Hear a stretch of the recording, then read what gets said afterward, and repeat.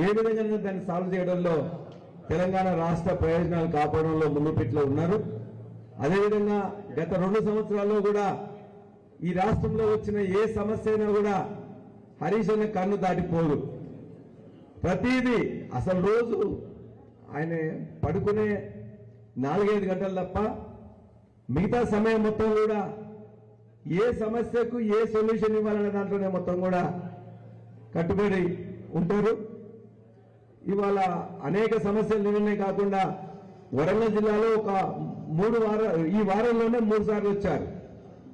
ఒకటి దేవాదుల నీళ్లు మనకు రావట్లేదని అన్నా అని చెప్తే డైరెక్ట్ గా దేవాదుల నీళ్ల కోసం ప్రెస్ మిత్రులు వీళ్ళందరూ దేవాదుల నీళ్లను ఖచ్చితంగా ఇక్కడ ఎందుకు ఇయ్యారని చెప్పేసి మాట్లాడితే వెంటనే రేవంత్ రెడ్డి వచ్చేసి మొట్టమొదటిసారి ఎప్పుడు లేని విధంగా ఇవాళ అక్కడ రివ్యూ మీటింగ్ పెట్టి ఏదైతే హరీష్ అన్న చెప్పిందో ఈ రాష్ట్రంలో దేవాదులకు ఎంత ఖర్చు పెట్టినాం, ఎంత భూమి కావాలి అనే విషయాలను క్షుణ్ణంగా మాట్లాడే నన్ను కూడా గైడ్ చేస్తే నేను కూడా వెళ్ళి మాట్లాడి తీసుకొని వచ్చినాం.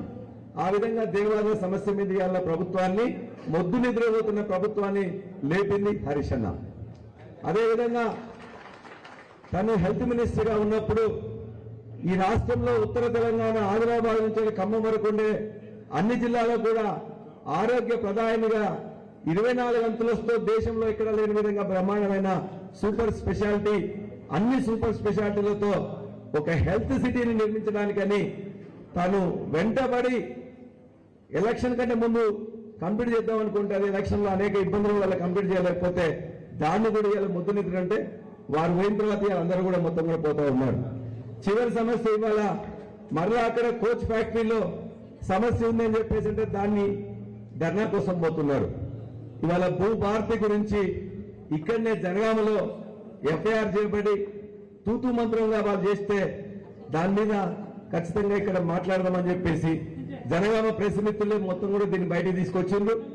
మొత్తం ఈ రాష్ట్రంలో జరుగుతున్న 1 నిమిషం 2 నిమిషాలు మాట్లాడి మీకు ఇస్తానన్నా. భూభారతిలో ధరణి బ్రహ్మాండంగా జరుగుతుంటే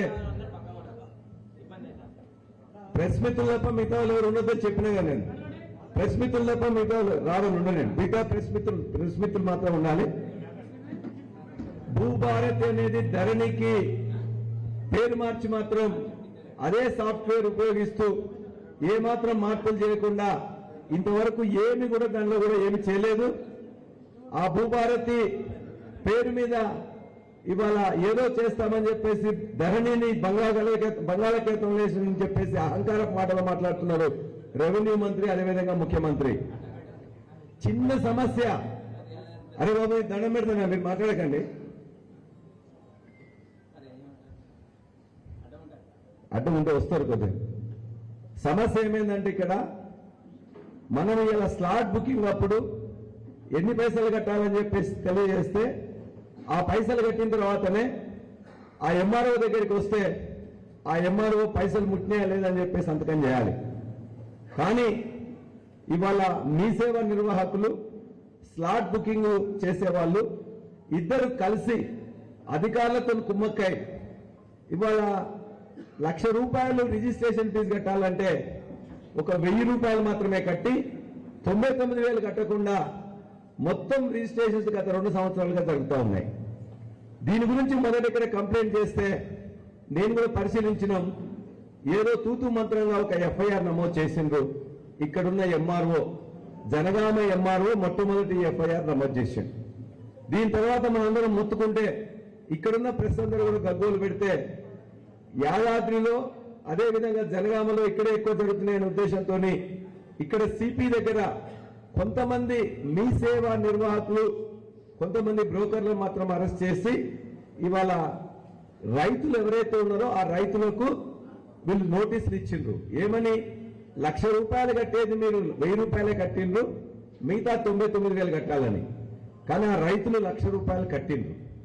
ఆ కట్టిన పైసలు అధికారులు కానీ లేకపోతే బ్రోకర్లు కానీ లేకపోతే ఈ స్లాట్ నిర్వాహకులు తీసుకున్నారు. ఆ నోటీసు వచ్చిన తర్వాతనే ఆ రైతులందరూ మన దగ్గరికి వస్తే దాని గురించి మాట్లాడినాం. ఇప్పుడు వాళ్ళందరినీ కూడా రైతులను తీసుకొద్దామంటే రైతులను భయపెట్టి మీరు వెళ్ళకండి, మీరు వెళ్ళినట్లయితే ఆ నోటీసులో కట్టిన పైసలన్నీ కూడా మళ్ళీ మీరు కట్టాల్సి వస్తుంది అని చెప్పేసి వాళ్ళందరినీ ఇలా ప్రభుత్వం బెదిరించింది.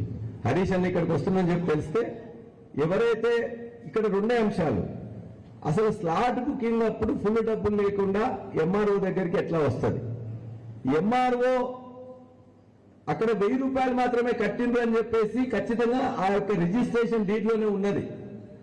రిజిస్ట్రేషన్ డీడ్లో 1,00,000 రూపాయల బదులు 1000 రూపాయలు కట్టిండని, 90,000 బదులు 900 రూపాయలు కట్టిండని చెప్పేసి ఉంటే అది చూసి కూడా ఇవాళ రిజిస్ట్రేషన్ చేసిండ్రు, మ్యూటేషన్ చేసిండ్రు, డాక్యుమెంట్ ఇచ్చిండ్రు. ఇప్పుడు నోటీస్ ఇచ్చిండ్రు ఆ రైతుకి, నువ్వు డబ్బులు ఆ 90,000లో 900 కట్టినా మిగతాది కట్టమని. ఆ డబ్బులు ఆల్రెడీ కట్టి అధికారులు కానీ వీళ్ళందరూ తీసుకున్నారు. కింద నుండి పై వరకు, కింద అధికారి దగ్గర నుంచి పైన మంత్రి వరకు కూడా ఇవన్నీ డబ్బులు ముట్టాయని చెప్పేసి ప్రజలు అనుమానిస్తున్నారు. అన్ని జిల్లాల్లో జరిగినాయి, వేలాదిగా డాక్యుమెంట్లు జరిగినాయి, కోట్లాది రూపాయలు ఇందులో జరిగినాయి. దీని మీద అన్న కూడా స్టడీ చేసిండ్రు. కాబట్టి దీన్ని ఆ భూభారతి మాత్రమే దీనికి కారణం కాబట్టి భూభారతిని రద్దు చేయాలి.